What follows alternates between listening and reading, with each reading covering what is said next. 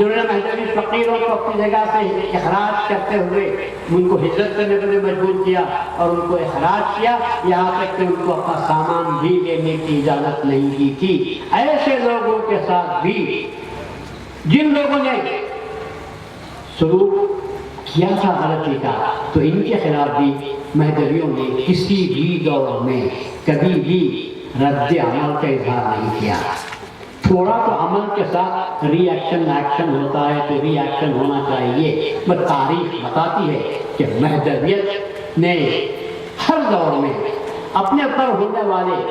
ہر ظلم تشدد کے خلاف کبھی بھی رد عمل کا اظہار نہیں کیا۔ نکل جاؤ، نکل جاتے ہیں بھائی، چھوڑو یہ مقام، چھوڑ دیتے ہیں بھائی۔ ایک مرتبہ پوچھ لیا تھا تم یہاں سے نکالتے ہو، وہ وہاں سے نکالتے ہیں، اللہ والوں کی زمین بتا دو کہ ہم اللہ والے وہاں پر رہیں۔ اور کیا عزت ہو سکتا تھا؟ میں یہ کبھی نہیں کہا کہ ہم نہیں نکلیں گے۔ جناب اقتدار عالم صاحب جو مسلم یونیورسٹی علی گڑھ کے پروفیسر آف ہسٹری تھے، head of the department of history تھے، انہوں نے 1976 میں السٹریٹڈ ویکلی آف انڈیا کے نام سے جو پرچہ نکلتا تھا، اب بند ہو گیا ہے۔ ایک زمانے میں خوشوت سنگھ جو تھے وہ اس کے چیف ایڈیٹر تھے، تو اس زمانے میں جو کتاب لکھی، انہوں نے جو پرچہ نکلتا تھا اس کا ایک عنوان تھا بیک ٹو دی ڈائیورسٹی، یہ عنوان تھا اس مضمون کا۔ اقتدار عالم نے لکھا تھا، اس میں وہ لکھتے ہیں The persecutions of Mehdavis by Muslim rulers was much more severe and systematic than was the case with any other sect. لکھتے ہیں کہ مہدویوں کے پر جو مظالم ہوتے تھے وہ اس قدر سسٹمیٹک، منصوبہ بند اور اس قدر سخت ہوتے تھے کہ اس کا مقابلہ کسی اور فرقے سے نہیں کیا جا سکتا۔ یہ سب ہوا تو مسلمان حکمرانوں کے زمانے سے ہوا۔ ہم پر ظلم ڈھایا تو کس نے ڈھایا؟ مسلمان حکمران جہاں بھی تھے۔ جہانگیر کے دور میں ہم کو ستایا گیا، ٹیپو سلطان کے دور میں ہم کو ستا کا اخراج کیا گیا۔ شہداء کی پوری فہرست آپ دیکھتے جاؤ تو مظفر کے بادشاہ میں ہم کو ستایا گیا، دوسرے بادشاہوں جہاں جہاں مسلم بادشاہ تھے، ان علماء سو نے ان کو بڑھڑا کر بھڑکا کر ہمارے خلاف ان کو آمادہ کیا اور ہم کو تکلیفیں پہنچائی تھی۔ اور مہدوی فقیر رہتے تھے دائروں میں، جب کہتے تھے پولیس والے آ کر ہٹ جاؤ یہاں سے، نکل جاؤ، بادشاہ کا حکم ہے، تو وہ کہتے تھے ہم چلے جاتے ہیں، ہم کو زمین کی ضرورت نہیں ہے، ہم فقط پانی اور مسیر دیکھتے ہیں۔ وہ کہتے ہیں ہمرے آئی یاہیری راول دیول کبھو نہ جائیں، راول دیول کبھو نہ جائیں، باسی روٹی کچھ کھائیں، اور ہمرے آئی یاہیری پانی گورے اور مسیر۔ ہمارا رسم صرف یہی ہے کہ پانی دیکھتے ہیں وضو کے لیے اور مسجد دیکھتے ہیں نماز پڑھنے کے لیے، اس کے سوا ہمیں کچھ نہیں چاہتا۔ تو یہ ہم نے ہمیشہ سلوک پیش کیا ہے۔ تو میں نے بھی یہی کہا اعتراض ہو رہا ہے، پھر اعتراض ہوتا ہے صرف یہ کہہ دینا کہ فلاں کتاب غلط ہے، یہ بات اعتراض ایسا ہو سکتا ہے۔ جاہل تو یہ اعتراض کر نہیں سکتا، اور کب دل بدلا تو اعتراض جب اس کا اجرا ہوا تو کہا گیا لوگ کہتے ہیں یہ کتاب تفسیر عابد قلمی نے لکھی، میں نہیں مانتا، یہ کتاب عابد قلمی نے نہیں لکھی، اللہ نے لکھا ہوئی ہے، الہامی کتاب ہے۔ ایک دور وہ تھا، اور اب جو دور آیا وہ غلط ہے۔ کتاب غلط ہے، اگر جج فیصلہ کر دیا غلط ہے تو کہیے فیصلہ غلط ہے، بات ہوگی ختم۔ کہا جاتا ہے کہ بابری مسجد کے فیصلے میں ہائی کورٹ نے جو فتویٰ دیا، فیصلہ دیا، وہ اس لیے غلط ہے کہ اس میں حقائق کو دبایا گیا، اور عقائد کو سامنے لایا گیا تو ایک بات سمجھ میں آتی ہے کہ بنیاد کیا ہے، بے بنیاد بات۔ اور ہمارے لوگ ہیں قطع قدرے کی اولاد بہت ہوتی ہے، اور وہ قطع قدرے کی اولاد شکار ہو جاتی ہے، ان کو بول رہے ہیں کیا کیا کی غلطیاں ہیں، کہتے بھائی یہ بات کہیے، ابھی تمہیں زندہ ہے بیٹھا ہوا ہے، میرے پاس لوگ نہیں ہیں، تنہا اکیلا ہوں، میرا خدا میرے ساتھ ہے، میری صداقت میرے ساتھ ہے، یقیناً یقیناً مجھے اپنے علم پر ناز نہیں ہے، میں مفتی ہوں اور قوم مہدویہ کا مولوی نجمودین صاحب، مولانا نجمودین صاحب افضل علماء کے بعد پہلا مفتی میں ہوں، لیکن کبھی میں نے اپنے نام کے ساتھ مفتی لکھا، جو لوگ سند نہیں رکھتے وہ مفتی لکھ رہے ہیں، اور جس کے پاس سند ہے وہ مفتی نہیں لکھتا، جس کے پاس سند ہے اور خود یہ تصدیق کر رہے ہیں۔ اس تفسیر کے مصنف سید میران عابد میری سید اشرف رحمۃ اللہ اسی سطح سے تعلق رکھتے ہیں۔ ابتدائی تعلیم اپنے وطن چنپٹن میں حاصل ہوئی، سن 1959 میں جامعہ نظامیہ حیدرآباد سے مولوی کامل کا نصاب پورا کر کے اس میں امتیازی درجے سے کامیابی حاصل کی، افتاء بھی کیا، افتاء بھی کیا بولے تو فتوے کا کورس بھی مکمل کیا، افتاء بھی کیا، عالم اور مفتی ہونے کی وجہ سے فارغ ہونے کے بعد مجلس علماء مہدویہ نے انہیں اپنا رکن نامزد کیا، پھر صدر مفتی کے عہدے پر فائز ہوئے۔ کون لکھ رہا ہے یہ؟ اور 2-2.5 سال دائرۃ المعارف عثمانیہ میں مصحح کے حیثیت سے علمی خدمات انجام دی۔ کتاب مصحح کا مطلب استنبول، قسطنطنیہ، لندن کے لائبریریوں میں سن 600 ہجری سے پہلے کی جو کتابیں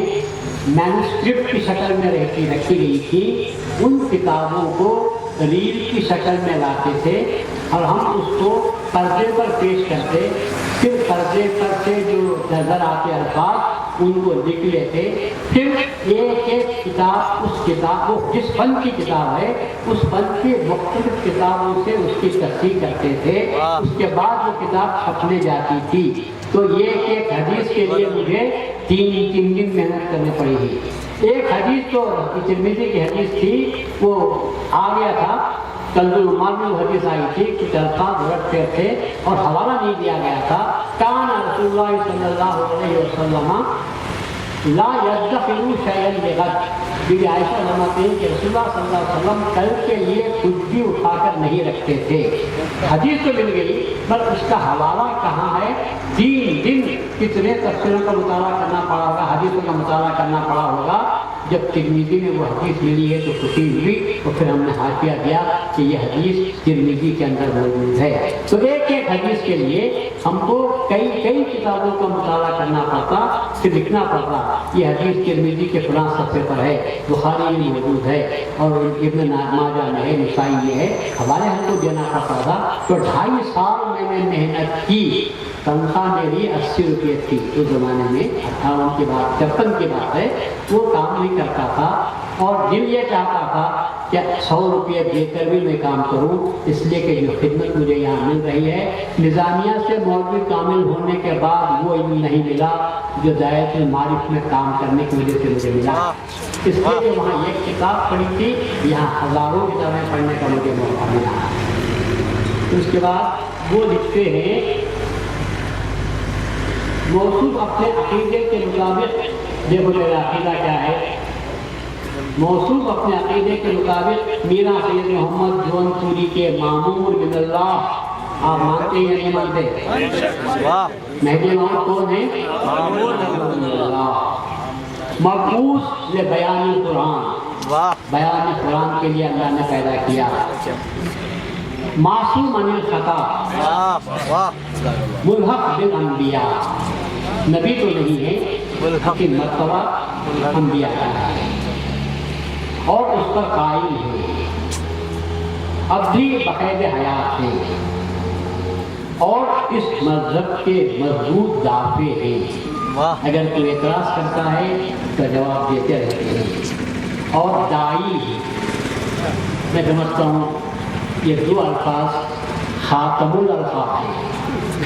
سب الفاظ ایک طرف اور غیر کی طرف سے یہ کہنا کہ یہ مہدویت کی دعوت دینے والے ہیں۔ داعی کا مقام یا تو اللہ رسول کا ہوتا ہے یا مہدی کا ہوتا ہے، پر وہ اللہ کی طرف بلاتے ہیں، میں مہدویت کی طرف بلانے والا ہوں۔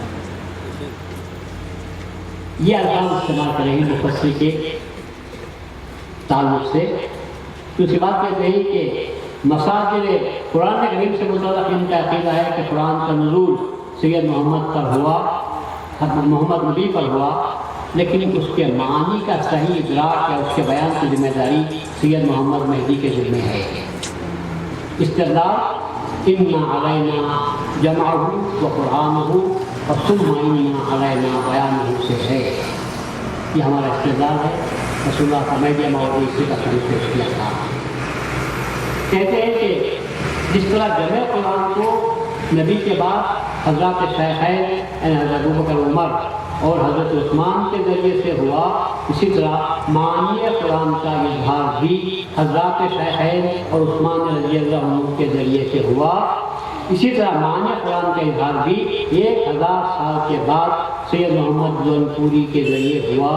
اور لفظ سما کیونکہ تاخیر یا تراخی کا معنی دیتا ہے، اس لیے بیان قرآن اور نزول قرآن کے درمیان نمایاں فصل ضروری تھا، اس لیے اتنی تاخیر یہ مقدر ہوئی۔ مساجد تبلیغ کے تعلق سے لکھتے ہیں اس گروہ کے اعتقادات ہیں، میرے نہیں یہ پورے قوم مذہبیہ کے وہ اعتقادات ہیں کہ تفسیر مراد الہی کی وضاحت و صراحت کا نام ہے، اور یہ کام وہی کر سکتا ہے جس کو اللہ تعالیٰ نے براہ راست بلا واسطہ اپنے کلام کی مراد سے واقف کرایا ہے۔ اور یہ ظاہر ہے کہ ایسی صرف دو ہستیاں ہیں، ایک تو خاتم الانبیاء حضرت محمد رسول اللہ جن پر قرآن نازل ہوا، دوسرے خاتم الاولیاء حضرت محمد مہدی موعود علیہ السلام جن کا منصب ہی قرآن کا بیان کرنا تھا۔ چنانچہ اللہ تعالیٰ نے قرآن میں فرمایا ثم إن علینا بیانہ، اس کی تفسیر حضرت مہدی موعود نے اس طرح فرمائی، اے بلسان المہدی، یعنی اللہ اس کو بیان کرے گا کس کی زبان سے؟ مہدی کی زبان سے۔ یہ سب کس کے الفاظ نہیں ہے، انہوں نے اپنی تصویر میں اپنے مقالے میں لکھا ہے۔ ان کے نزدیک محبت قرآن یعنی جن کا قرآن نازل ہوا کی طرح قرآن کا بھی مبین قرآن کا بھی معصوم من الخطا ہونا ضروری ہے، اور اس امت میں معصوم ہستیاں صرف دو ہی ہیں۔ حضرت سید عالوی صاحب لکھتے ہیں حقیقت یہ ہے جس طرح قرآن کو نازل کرنے کے لیے اللہ تعالیٰ نے ایک معصوم من الخطا ہستی کا انتخاب فرمایا، اسی طرح قرآن کا بیان کرنے کے لیے بھی اللہ نے ایک معصوم من الخطا ہستی کا انتخاب فرمایا، اور وہ ہستی ہے حضرت امامنا و سیدنا سید محمد مہدی موعود خلیفۃ اللہ علیہ السلام، جن کی شان میں خدا حضرت نے فرمایا، جنہیں گواہی دی المہدی منی یخطو اسری ورحمت کی۔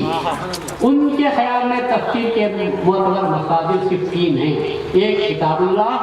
دوسرے حدیث رسول اللہ، اور تیسرے فرامین مہدی۔ ان تین ماخذ کے سوا کوئی اور ماخذ و مصدر معتبر نہیں۔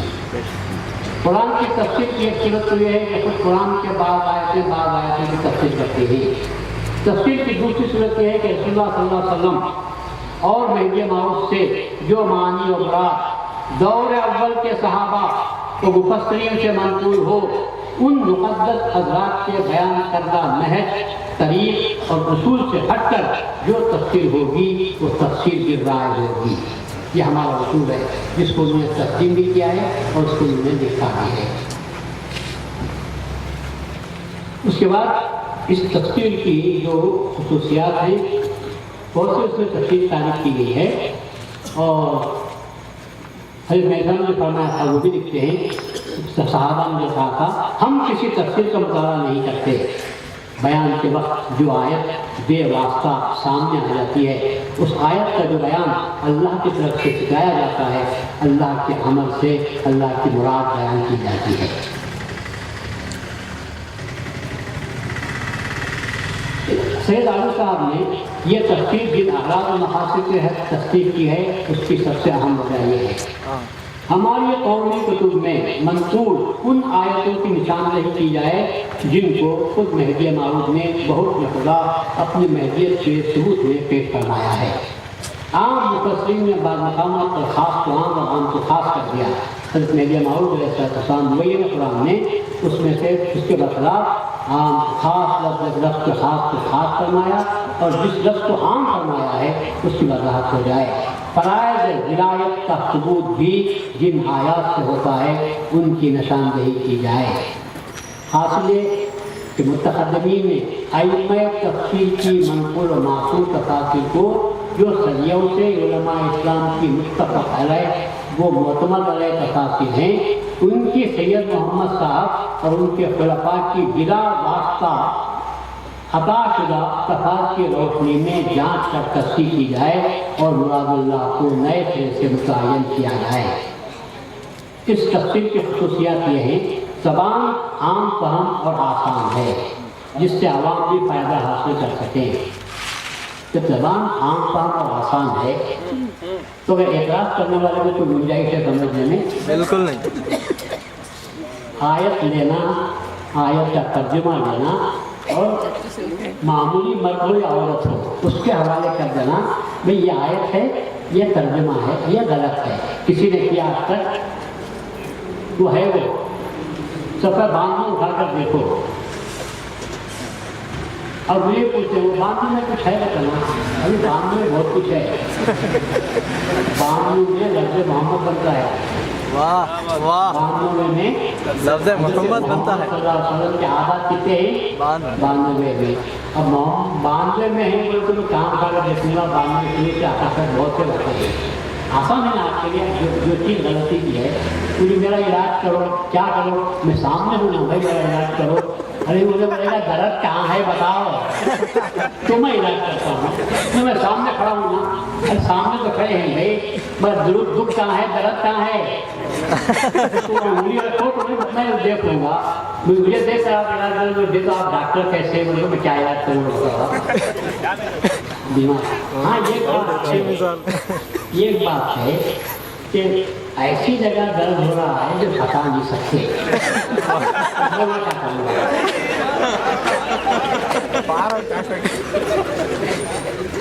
تو میں وہاں علاج نہیں کر سکتا ہوں وہ بھی دکھائے تو علاج کر لوں میں کیسا علاج کروں گا وہ بھی دکھائے تو علاج ڈاکٹر کر سکتا ہے ہاں نہیں دکھائے تو کیا کریں گے تو ہم کو بھی اگر کوئی بات مان لو یہاں یہ غلطی ہے آپ کہاں سے لیے ہیں آپ اس کو حوالہ بتا دو کسی کتاب میں نہیں ہے آپ اپنی طرف سے ٹھوک کرے ہیں تو میں غلطی پر ہوں جب میں حوالہ بتا دیا